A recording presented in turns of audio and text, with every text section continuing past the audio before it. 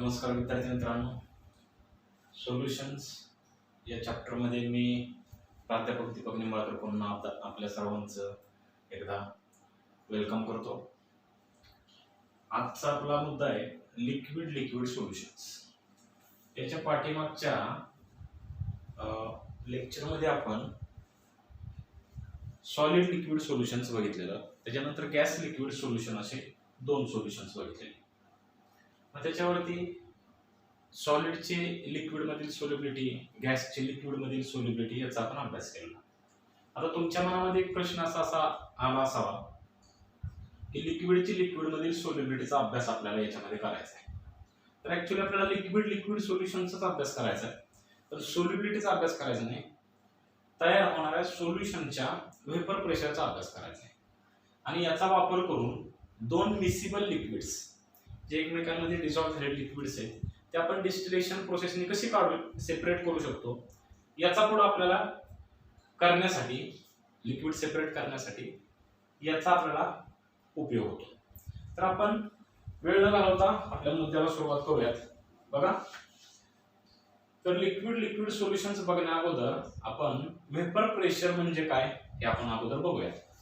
बघा, समजा आता हा वेपर प्रेशर हा मुद्दा 11वी मध्ये झाला असल्यामुळे मी जास्त याला डिटेल मध्ये घेणार नाही, जस्ट एक रिव्हिजन म्हणून घेणार आहे. याच्यामध्ये आपण एखादा लिक्विड घेतलेला आहे. बघा, या लिक्विड काय होईल, हा वोलाटाईल लिक्विड आहे. समजा वोलाटाईल म्हणजे वेपराइज होणारा. याच्या वेपर्स होतील, वेपर्स काय होतील, मोकळ्या जागेमध्ये जाऊन बसतील. सुरुवातीला मोकळी जागा भरपूर असेल, सगळी जागा मोकळीच असेल, त्यामुळे हा लिक्विड पटपट वेपराइज होईल, या मोकळ्या जागेमध्ये जाऊन बसेल. मोकळ्या जागेमध्ये गेल्यानंतर ना हळूहळू हे लिक्विडचे मॉलिक्युल्स एकत्र येतील, एकत्र येऊन परत लिक्विडचा ड्रॉप तयार होईल आणि परत ते पाठीमागे येतील, परत त्यांचं लिक्विड होईल. वेपरचे मॉलिक्युल्स एकत्र येतील आणि परत त्यांच्यापासून लिक्विडचा ड्रॉप तयार होईल. मग लिक्विड पासून वेपर तयार होण्याच्या प्रोसेसला आपण वेपरायझेशन म्हणू आणि वेपरच्या मॉलिक्युल्स पासून लिक्विडचा ड्रॉप तयार होण्याच्या प्रोसिजरला आपण कंडेन्सेशन म्हणू. आणि जिथं वेपरायझेशन आणि कंडेन्सेशन दोन्ही प्रोसेस काय होते, ज्यांचं स्पीड इक्वल होतं त्या स्पीडला आपण इक्विलिब्रियम म्हणतो. आणि त्या इक्विलिब्रियम स्टेटमध्ये या लिक्विडच्या वेपर्स आहेत, या वेपर्सने काहीतरी प्रेशर तयार केलेला असेल, दाब तयार केलेला असेल. बघा, या लिक्विडच्या वेपर्समध्ये काहीतरी प्रेशर तयार होईल, या प्रेशरला आपण म्हणतो वेपर प्रेशर. बघा, तर हे वेपर प्रेशर आपण 11वी मध्ये बघितलेले. तर आपण या वेपर प्रेशर मध्ये आपण पुढचा या मुद्द्याचा आपल्याला वापर आज करायचा आहे, म्हणून मी याचं तुम्हाला थोडीशी रिव्हिजन घेतली. आता पुढे बघा, मग आपल्याला आजचा मुद्दा काय. तर आजचा मुद्दा असा आहे की आपण लिक्विड आणि लिक्विड दोन वोलाटाईल लिक्विड्स घेतलेले. वोलाटाईल म्हणजे वेपराइज होणारे, त्यांच्यापासून दोन लिक्विड मिक्स केल्यानंतर सोल्युशन तयार होईल. आता या दोन लिक्विड पैकी एक सोल्यूट असेल, दुसरा सॉल्व्हंट असेल. जो कमी असेल तो सोल्यूट, जो जास्त असेल तो सॉल्व्हंट. यापासून तुमचं सोल्युशन तयार होणार आहे. आणि हे जे सोल्युशन तयार होणार आहे त्या सोल्युशनचा वेपर प्रेशर काय असेल, तो प्युअर लिक्विड्स पेक्षा जास्त असेल, कमी असेल, काय त्याचा आपण डिटेल मध्ये आपण अभ्यास करायचा आहे. तर बघा, मग आपण हा जो सोल्युशनचा वेपर प्रेशर आहे तो आपल्याला डिटेल मध्ये काढायचा आहे. मग या सोल्युशनचा वेपर प्रेशर काढण्यासाठी आपल्याला एका लॉचा वापर करायचा आहे. त्या लॉचं नाव आहे Rawls law.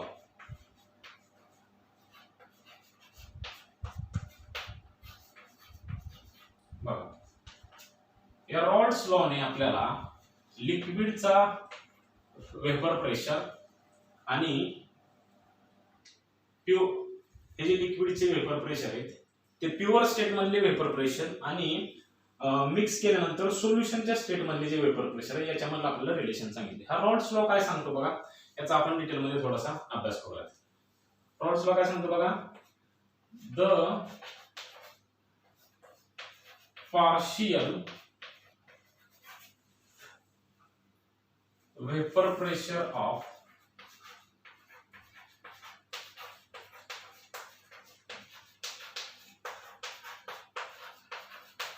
any volatile component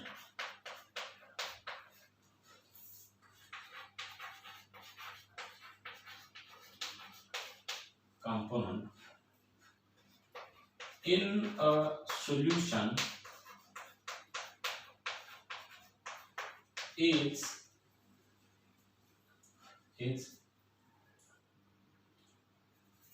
equal to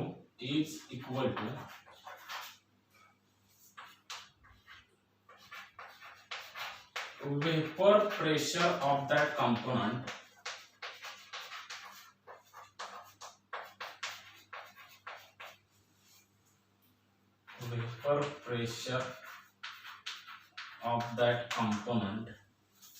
in pure state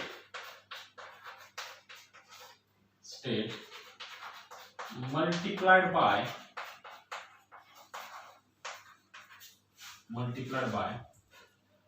mole fraction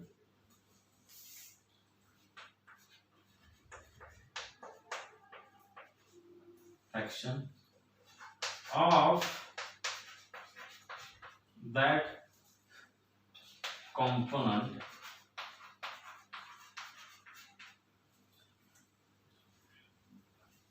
in a solution.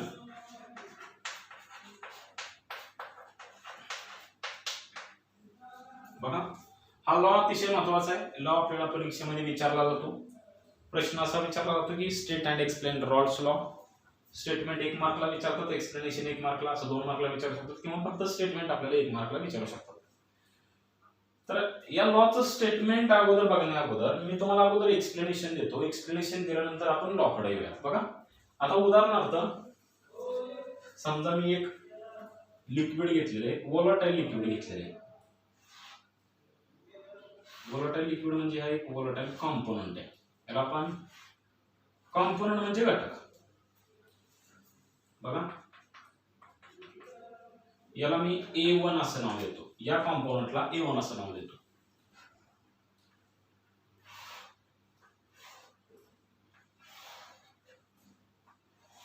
हा दुसरा एक लिक्विड आहे म्हणजे दुसरा कॉम्पोनंट आहे. या दुसऱ्या कॉम्पोनंटला मी A2 असं नाव देतो. बघा आता A1 आणि A2 हे दोन प्युअर स्टेट मधले आहेत.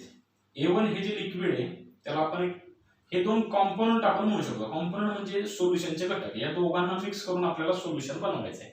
बघा तर A1 हा जो लिक्विड आहे हा प्युअर स्टेट मध्ये, A2 हा सुद्धा प्युअर स्टेट मध्ये, म्हणजे याच्यामध्ये दुसरं काय मिक्स केलेलं नाही. हा 100% प्युअर आहे. आणि आता हे आपण दोन्ही काय केले, मिक्स केले. मिक्स केल्यानंतर एक आपण सोल्युशन बनवलं. बघा या दोन्ही लिक्विड्सला आपण दोन कॉम्पोनंट्सला मिक्स केलं आणि काय केलं, सोल्युशन बनवलं.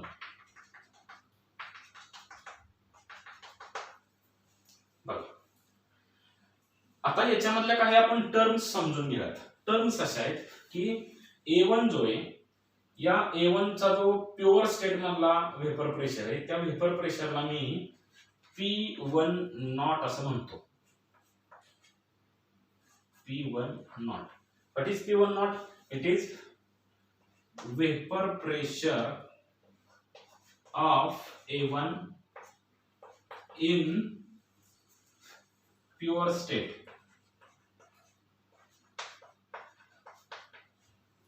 A1 या कॉम्पोनंटचा प्युअर स्टेट मधला वेपर प्रेशर म्हणजे A1 ज्यावेळी प्युअर असेल त्या प्युअर स्टेट मध्ये त्या A1 च्या ज्या काही वेपर्स असतील त्या वेपर्सचा जो काय प्रेशर आहे त्याला आपण P1 नॉट असं म्हणू. बघा त्यानंतर P2 नॉट. P2 नॉट म्हणजे काय, P2 not is the vapour pressure of A2 in pure state. P2 not म्हणजे काय, A2 हा जो तुमचा कॉम्पोनंट आहे या A2 नॉट च्या ज्या वेपर्स असतील इक्विलिब्रियम स्टेट मध्ये त्याचे जे काय वेपर प्रेशर असेल या वेपर्स मुळे तयार झालेला त्या वेपर प्रेशरला आपण P2 नॉट म्हणू. बघा म्हणजे P1 नॉट हा काय A1 चा प्युअर स्टेट मधला वेपर प्रेशर आहे आणि P2 नॉट म्हणजे काय A2 चा प्युअर स्टेट मधला वेपर प्रेशर आहे. बघा आपण P म्हणजे प्रेशर, 1 म्हणजे A1 साठी आपण 1 म्हटलेलं आहे. A1 या कॉम्पोनंटच्या वेपर प्रेशर साठी आपण 1 हा सफिक्स दिलेला आहे आणि नॉट म्हणजे प्युअर. तसंच पी म्हणजे इथं प्रेशर आहे कोणाचा, तर 2 म्हणजे या A2 या कॉम्पोनंटचा आहे आणि नॉट म्हणजे काय प्युअर स्टेट मध्ये. बघा आता आपण हे दोन्ही काय केले, दोन लिक्विड्स काय केले, मिक्स केले, मिक्स करून काय केलं, सोल्युशन तयार केलं. सोल्युशन तयार केल्यानंतर ना लक्षात घ्या ह्याच्या सोल्युशनचा जो वेपर प्रेशर आहे टोटल, बघा बघा या सोल्युशन्स हे पण वोलाटाईल असतात, दोन लिक्विड वोलाटाईल आहेत म्हणजे तयार झालेलं सोल्युशन पण वोलाटाईल असणार आहे, त्याच्यापासून वेपर्स तयार होणार आहेत. मग ह्या ज्या वेपर्स आहेत त्या वेपर्स काय असतील, या हा जो सोल्युशन आहे या सोल्युशनचा जो टोटल वेपर प्रेशर आहे त्या टोटल वेपर प्रेशरला मी पीटी असं म्हणतो. काय म्हणतो, पीटी. टोटल वेपर प्रेशरला हा जो काय सगळ्या वेपर्समुळे तयार होणारा प्रेशर आहे त्याला मी पीटी असं म्हणतो. हा पीटी म्हणजे काय असेल तर एक लक्षात घ्या की या सोल्युशनचा जो वेपर प्रेशर आहे तो वेपर प्रेशर A1 च्या कंपोनेंट्स मुळे असलेला वेपर प्रेशर आणि A2 च्या कंपोनेंट्स मुळे असलेला वेपर प्रेशर या दोन्हींचा मिळून वेपर प्रेशर असणार आहे. बघा म्हणजे याच्यामध्ये A1 या कंपोनेंटचा स्वतःचा काहीतरी वेपर प्रेशर असेल त्या वेपर प्रेशरला मी P1 असं म्हणतो आणि A2 या कंपोनेंटचा काहीतरी वेपर प्रेशर असेल त्याला मी P2 असं म्हणतो. बघा मग P1 आणि P1 म्हणजे काय, या सोल्युशन मध्ये A1 कंपोनेंटचा टोटल वेपर प्रेशर पैकी स्वतःचा काहीतरी भाग असेल त्याला आपण म्हणू P1. या म्हणजे या P1 ला आपण पार्शियल वेपर प्रेशर असं म्हणतो. सो P1 इज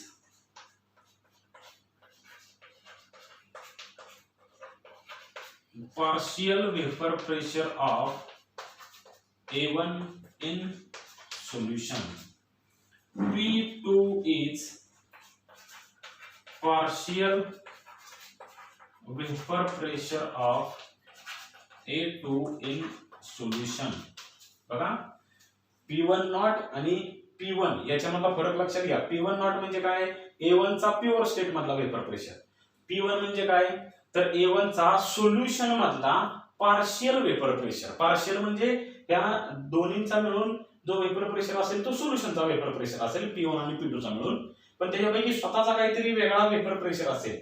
A1 या कंपोनेंटचा स्वतःचा सोल्युशन मधला काहीतरी वेपर प्रेशर असेल त्याला आपण म्हणू partial vapour pressure of A1, त्याला आपण काय म्हटलेले P1. बघा तसंच P2 म्हणजे काय, partial vapour pressure of A2. त्याच्यानंतर अजून एक आपण नोटेशन बघूया. थोडं नोटेशन असं आहे की या सोल्युशन मध्ये A1 कंपोनेंटचा काहीतरी मोल फ्रॅक्शन असेल आणि A2 कंपोनेंटचा काहीतरी मोल फ्रॅक्शन असेल. बघा मग याच्यामध्ये A1 आणि A2 दोन्ही आहेत, या सोल्युशन मध्ये A1 आणि A2 दोन्ही आहेत. मग A1 चा काहीतरी मोल फ्रॅक्शन आहे आणि A2 चा काहीतरी मोल फ्रॅक्शन आहे. मग A1 च्या मोल फ्रॅक्शनला मी x1 म्हणतो. What is x1? x1 is the mole fraction, me short मध्ये म्हणतो MF, मोल fraction of A1 in solution. A1 चा सोल्युशन मधला वेपर मोल फ्रॅक्शन. x2 म्हणजे काय असेल तर A2 चा सोल्युशन मधला मोल fraction. A2 is the mole fraction of x2 is the mole fraction of A2 in solution. Solution मधला मोल फ्रॅक्शन. बघा मोल फ्रॅक्शनची दोन्हींची मिळून किंमत 1 असते लक्षात घ्या. त्या 1 पैकी x1 ची काहीतरी किंमत असेल आणि x2 ची काहीतरी किंमत असेल, दोन्हींची मिळून किंमत 1 असेल 1. बघा आता ह्या टर्म्स आपल्याला समजल्या. मग आपल्याला हा लॉ काय सांगतो बघा, या लॉ कडे येऊयात आपण. लॉ काय सांगतो, the partial vapour pressure of any volatile component. इथपर्यंतच येऊयात आपण. एनी व्होलाटाईल कंपोनंट म्हणजे काय, एक अगोदर कंपोनंट घेऊयात. आपल्याकडे दोन कंपोनंट आहेत A1 आणि A2. बघा A1 आणि A2. तर मी अगोदर A1 हा कंपोनंट घेतो, आपण A2 ला नंतर बघूयात, अगोदर A1 ला बघूयात. मग नियमानुसार, या रॉल्टच्या नियमानुसार the partial vapour pressure of any volatile component, मी व्होलाटाईल कंपोनंट A1 घेतला, त्याचा पार्शियल वेपर प्रेशर काय P1 आहे. बघा इथे दिले partial vapour pressure of A1 हा किती आहे P1 आहे. बरोबर. Is equal to vapour pressure of that component in pure state. त्या कंपोनंटचा म्हणजे A1 या कंपोनंटचा प्युअर स्टेट मधला वेपर प्रेशर. A1 चा प्युअर स्टेट मधला वेपर प्रेशर काय बघा, vapour pressure of A1 in pure state काय P1 नॉट आहे, is equal to P1 nought. बरोबर. मल्टिप्लाइड बाय, पुढे दिले बघा, multiplied by mole fraction of that component in a solution, multiplied by त्या कॉम्पोनंटचा सोल्युशन मधला मोल फ्रॅक्शन, बघा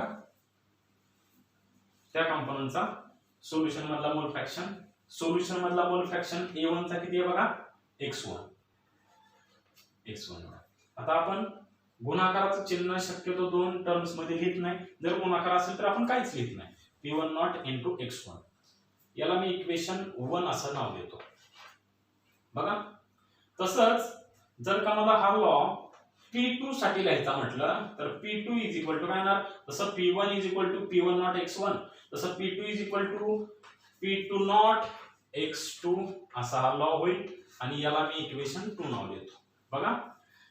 बर, आता आपल्याला काय काय मिळालं, P1 म्हणजे partial vapour pressure of A1 आणि P2 म्हणजे partial vapour pressure of A2 असं मिळालं. आता आपल्याला टोटल सोल्युशनचा वेपर प्रेशर काढायचा आहे.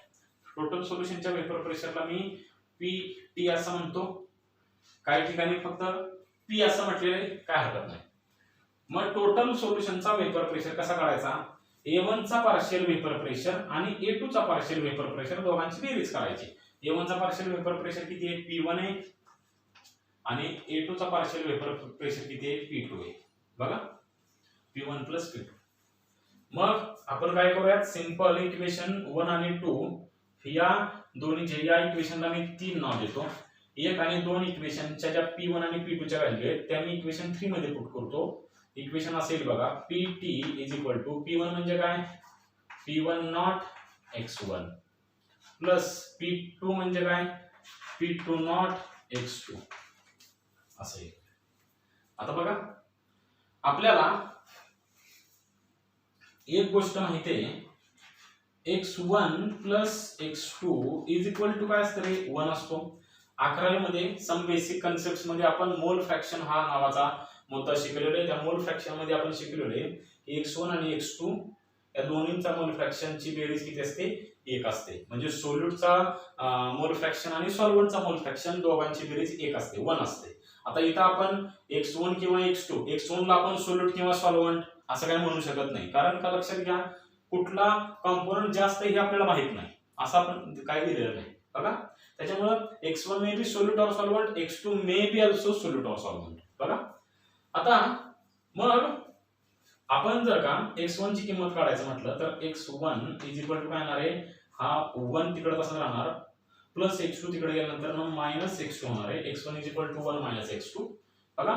मग आपण ही जी किंमत आहे मी बॉक्स करतो या किमतीला, या बॉक्स मधील किंमत जर का मी या इक्वेशन मध्ये, मी या इक्वेशनला 4 नाव देतो, या इक्वेशन 4 मध्ये जर का मी सबस्टिट्यूट केली तर काय होईल बघा, ह्या x1 च्या जागेवरती मी 1 मायनस x2 व्हॅल्यू सबस्टिट्यूट केली तर PT is equal to P1 nought, x1 च्या जागेवरती काय येणार आहे, 1 मायनस x2 कंस टाकतो मी, x1 च्या जागेवरती मी 1 मायनस x2 व्हॅल्यू पुट केली, प्लस P2 नॉट x2, बघा. आता मी फक्त सिंप्लिफिकेशन करणार आहे, PT is equal to P1 nought नी 1 ला मल्टिप्लाय केलं, सेपरेट मल्टिप्लाय करूयात, P1 नॉट नी 1 ला मल्टिप्लाय केलं तर P1 नॉटच येणार, मायनस चिन्ह तसंच P1 नॉट नी x2 ला मल्टिप्लाय केलं तर P1 नॉट x2 असं येईल, प्लस P2 नॉट x2 आहे असं राहील. आता मी टर्म्स फक्त एक्सचेंज करतो, शेवटची टर्म मी पहिल्यांदा लिहितो आणि पहिली टर्म मी शेवटी लिहितो, बघा. इक्वेशन काय येईल, PT इज इक्वल टू हे P2 नॉट x2, बघा, मायनस P1 नॉट x2, बघा, आणि हा P1 नॉट शेवटी लिहिला तो तिथं प्लस आहे का नाही, काय चिन्ह नाही म्हणजे प्लस आहे, तो तिकडे जाताना प्लस होणार, P1 नॉट असं येणार. मग PT इज इक्वल टू काय येणार आहे की आता या दोन्हींच्या मध्ये x2 कॉमन आहे या दोन टर्म्स मध्ये, मग x2 मी काय करतो, कंसाच्या बाहेर काढतो. मग x2 जर कंसाच्या बाहेर काढला तर इथं काय राहिला, तर P2 not minus P1 not राहिला प्लस P1 नॉट, बघा कसं आहे. दिस इज द रॉल्स लॉ, आपला रॉल्स लॉ, बघा.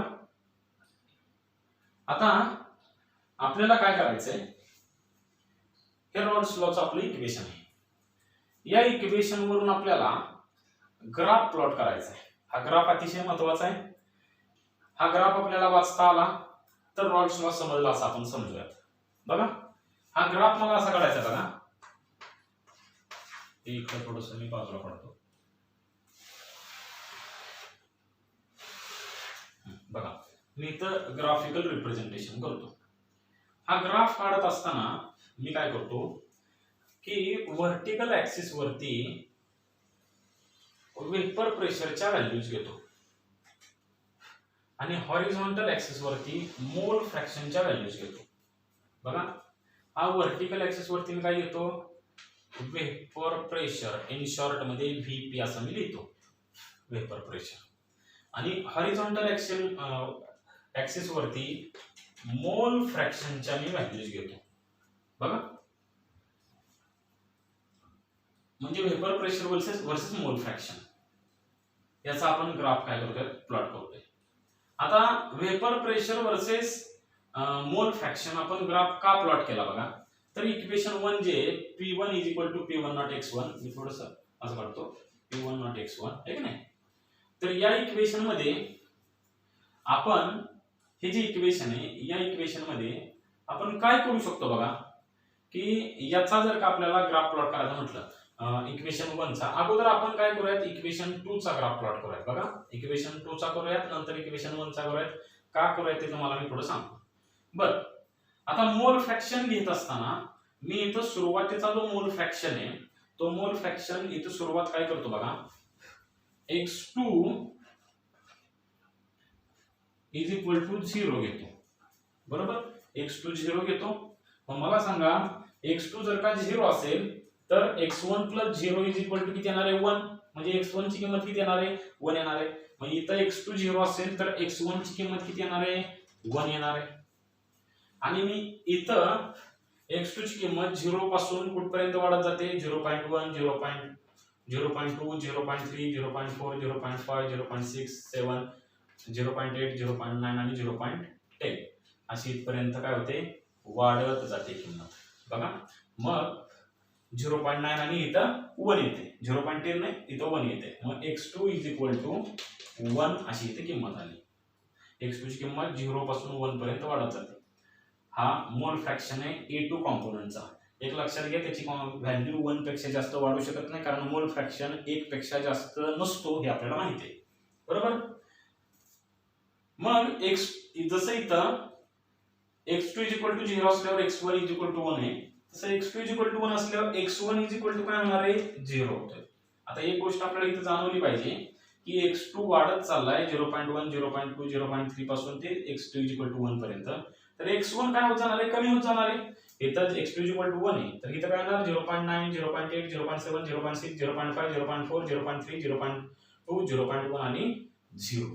म्हणजे थोडक्यात लेफ्ट टू राईट तुम्ही गेलात x2 ची किंमत वाढत जाते, x1 ची किंमत कमी होत जाते. तसं तुम्ही राईट टू लेफ्ट गेलात x1 ची किंमत वाढत जाते आणि x2 ची किंमत कमी होत जाते. बघा मग तुम्हाला हा ग्राफ रीड करता आला पाहिजे. जर मी तुम्हाला सिंपल इथं सांगितलं की या पॉइंटला इथं बघा इथं x2 ची किंमत 0.4 आहे, x2 ची किंमत 0.4 आहे म्हणजे काय, x1 ची किंमत किती असली पाहिजे, 0.6. हा पॉइंट आपल्याला रीड करता आला पाहिजे. बघा आता आपण एक काम करूयात की सगळ्यात अगोदर आपल्याला ग्राफ प्लॉट करायचा आहे P2 चा. P2 चा ग्राफ आपल्याला कुणाच्या वर्सेस प्लॉट करायचा बघा. तर हे जे इक्वेशन आहे मी थोडंसं असं इक्वेशन 2 लांब लिहितो. या इक्वेशनला उजव्या बाजूला मी +0 करतो. काय फरक पडणार आहे का +0 केलं तर काहीच फरक पडणार नाही. बघा मग या इक्वेशनला जर मी कंपेअर केलं कुणाशी, स्ट्रेट लाईनच्या इक्वेशनशी. बघा हे इक्वेशन मी इथं लिहितो P2 is equal to P2 nought x2 +0. याला जर मी स्ट्रेट लाईनच्या इक्वेशनशी याची तुलना केली तर स्ट्रेट लाईनचे इक्वेशन काय, y is equal to mx + c. बघा मग y म्हणजे काय असतो, y कोऑर्डिनेट, m म्हणजे काय असतो स्लोप, x म्हणजे असतो x कोऑर्डिनेट आणि c म्हणजे असतो y ऍक्सिस वरचा, हा जो y ऍक्सिस आहे व्हर्टिकल ऍक्सिस याच्यावरचा इंटरसेप्ट.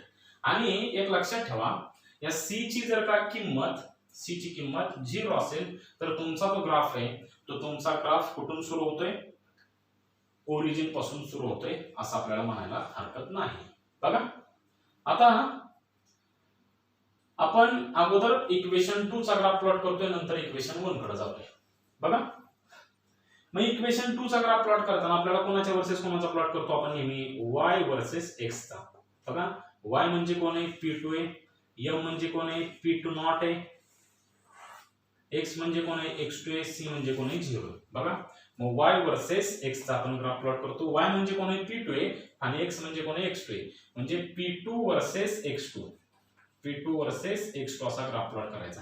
आता एक लक्षात घ्या की हे जे व्हर्टिकल आपण ग्राफ मेजरमेंट घेतलेले याच्यावरच्या सगळ्या व्हॅल्यू वेपर प्रेशरच्या आहेत. मग तो वेपर प्रेशर प्युअर कॉम्पोनंटचा सुद्धा असू शकतो किंवा पार्शियल वेपर प्रेशर सुद्धा असू शकतो किंवा टोटल वेपर प्रेशर सुद्धा असू शकतो. या व्हर्टिकल ऍक्सिस वरती आपण काहीही मेजर करू शकतो, कुठल्याही टर्मचा वेपर प्रेशर आपण मोजू शकतो कारण ती व्हॅल्यू आहे. बघा आता मग इकडे वेपर प्रेशर आहे, हा पण वेपर प्रेशर दाखवतो. व्हर्टिकल दोन ऍक्सिस वेपर प्रेशर दाखवतो. आपल्याला ग्राफ प्लॉट करायचा p2 वर्सेस x2 चा. बघा मग p2 वर्सेस x2, मग p2 वर्सेस x2 चा आपण ग्राफ प्लॉट करूयात, म्हणजे y वर्सेस x चा ग्राफ सुरू होणार आहे 0 पासून. बघा x2 ची किंमत 0 पासून तुमचा ग्राफ सुरू होणार आहे. बघा x2 ची किंमत 0 पासून तुमचा ग्राफ सुरू होईल. बघा आता यामध्ये एक आपल्याला कंडिशन अशी p2 not is greater than p1 not. म्हणजे काय p2 not is greater than p1 not म्हणजे काय की a2 या कंपोनंटचा प्युअर स्टेट मधला वेपर प्रेशर हा a1 कंपोनंटच्या प्युअर स्टेट मधल्या वेपर प्रेशर पेक्षा जास्त आहे. म्हणजे p2 नॉट ची किंमत p1 नॉट पेक्षा जास्त आहे. म्हणजे a2 हा जो कंपोनंट आहे जास्त व्होलाटाईल आहे, जास्त वेपर प्रेशर तयार करतोय. बघा असं त्याचा अर्थ आहे. मग आपण जर का मोर व्होलाटाईल कंपोनंट इथं काय तुमचा 0 आहे, मग त्याचा वेपर प्रेशर इथं काय असणार आहे जवळपास इथं जो काय असेल ते. बरोबर नंतर हा जो तुमचा कंपोनंट आहे या कंपोनंटचा आपण वेपर प्रेशर वाढवत मोल फ्रॅक्शन वाढवत गेलो.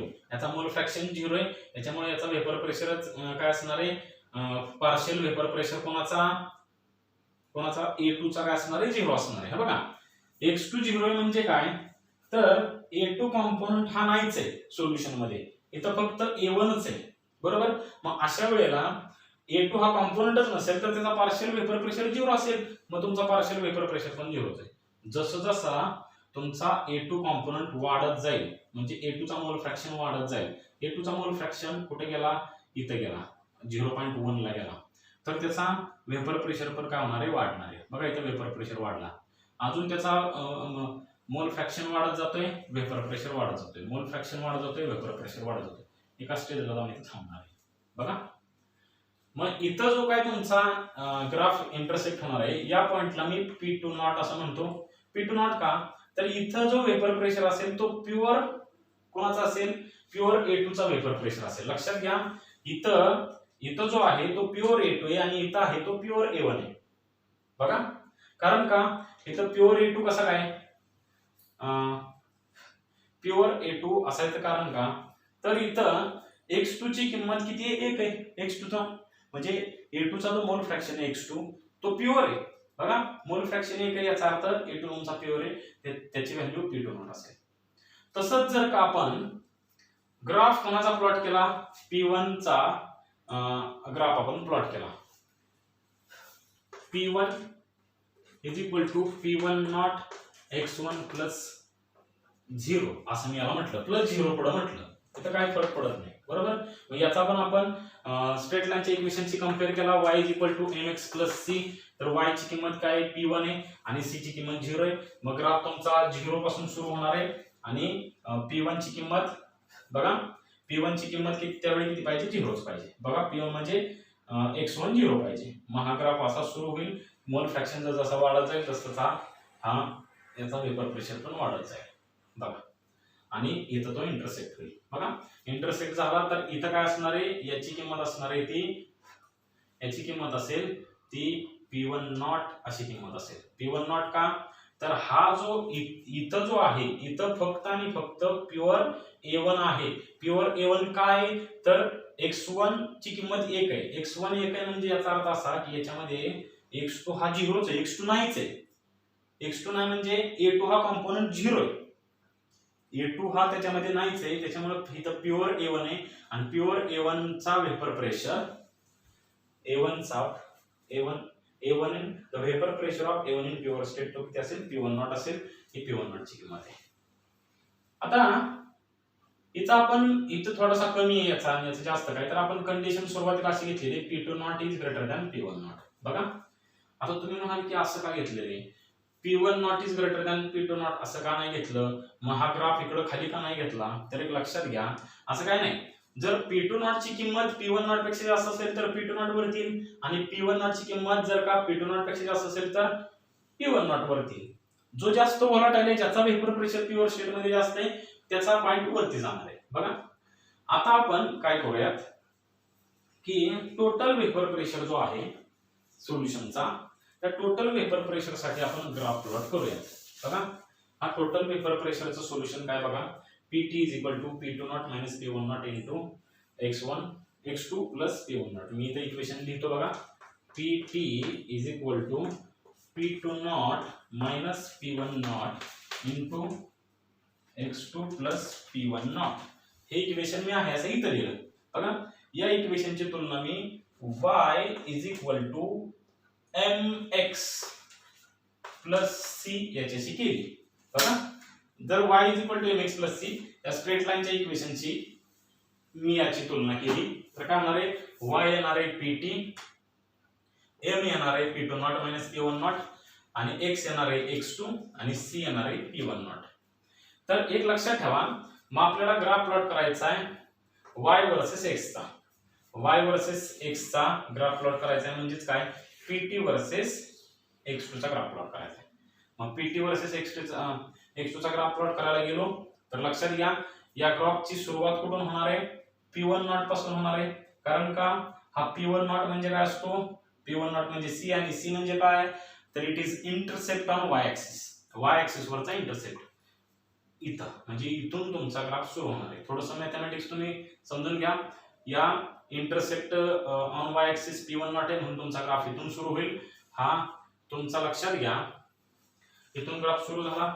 आता P2 नॉट आणि P1 नॉट याच्यापैकी P2 नॉट ची किंमत जास्त आहे कारण A2 हा लिक्विड जास्त व्होलाटाईल आहे. A2 चा मोल फ्रॅक्शन लेफ्ट टू राईट काय होत चाललाय, वाढत चाललाय. मग मोर व्होलाटाईल लिक्विडचा वेपर प्रेशर तुमचा वाढत गेला तर टोटल वेपर प्रेशर वाढणार आहे. बघा मोर व्होलाटाईल लिक्विडचा वेपर प्रेशर, जो जास्त व्होलाटाईल आहे, जो जास्त वेपर प्रेशर तयार करणार आहे, त्याचं प्रमाण वाढत गेलं तर टोटल वेपर प्रेशर सुद्धा वाढणार आहे. बघा मग टोटल वेपर प्रेशर तुमचं वाढत गेलं, वाढत जाणार आणि इथं जाऊन थांबणार आहे. याच्या पलीकडे तर जाऊ शकत नाही कारण इथं तुमचा A2 चा वेपर प्रेशर वाढत गेला, A1 चा कमी होत गेला, A2 चा वाढत गेला, A1 चा कमी होत गेला, वाढत गेला कमी होत गेला. इथं तुमचा प्युअर A2 भेटणार आहे आणि A1 0 भेटणार आहे, प्युअर A2 म्हणून त्याला आपण P2 नॉट असं म्हणू. बघा मग हा जो तुमचा ग्राफ आहे तो P टोटलचा आहे, PT चा ग्राफ आहे. बघा मग PT म्हणजे काय असेल तुमचा P1 प्लस P2. बघा हा पहिला ग्राफ कोणाचा होता, हा जो पहिला आपण ग्राफ प्लॉट केला हा P2 चा ग्राफ होता, हा ग्राफ होता तो P1 चा ग्राफ होता. बघा मग आणि हा जो ग्राफ आहे तुमचा PT चा ग्राफ आहे, म्हणजे टोटल वेपर प्रेशरचा ग्राफ जर तुम्हाला ची किंमत जर तुम्हाला काढायची असेल तर करेस्पॉन्डिंग त्या पॉइंटचे तुम्हाला बघा, समजा या पॉइंटचे तुम्हाला काढायचं असेल तर P1 ची किंमत, P1 चा वेपर प्रेशर इथं बघायचा कुठेतरी आणि त्याच पॉइंटला तुम्हाला P2 चा वेपर प्रेशर बघायचा. ह्या दोन्हीचे काय करायचे, बेरीज करायची, तुम्हाला टोटल वेपर प्रेशर भेटणार आहे. समजते. राहिलेलं आपण पुढच्या लेक्चर मध्ये बघूया. याच्यावरून आपल्याला आयडियल सोल्युशन आणि नॉन आयडियल सोल्युशन असे दोन पॉइंट बघायचे.